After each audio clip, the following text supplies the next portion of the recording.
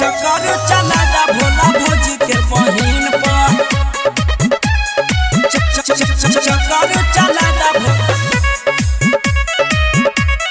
चक्कर चला भोला भौजी के बहिन हे हो भंगिया पीसे भंग पीसे के मशीन पर हे हो भंगिया पीसे भंग पीसे के मशीन पर दूधवा के पेड़ा हम चढ़ब एक दिन पर चक्कर चला भोला भौजी के बहिन पर चक्कर चला भोला भौजी के बहिन पर चक्कर चला भोला भौजी के बहिन पर चक्कर चला भोला भौजी के बहिन पर चक्कर चला भोला भौजी के बहिन पर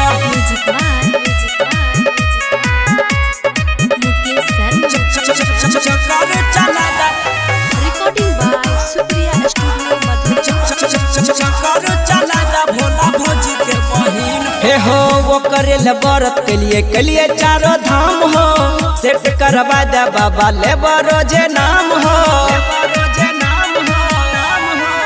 कि हमरा दिलवा के अंदर में धस गले हो लगे अखिया के सोझाऊ बैस गले हो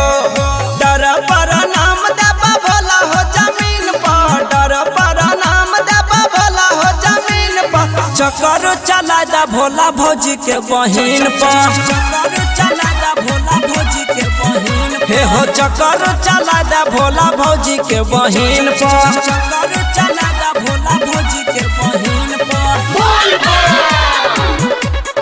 चक्कर चला भोला भौजी के बहिन पर चक्कर चला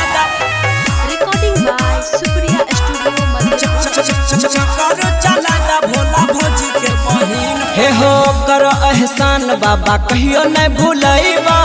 हर साल गंगा जल तोरा हम चढ़ैबा हर साल गंगा जल तोरा हम चढ़ैबा राइटर बलराम का दो हो आशीर्वाद हो बाबा नीरज सक्षम के रखी हो याद हो बाबा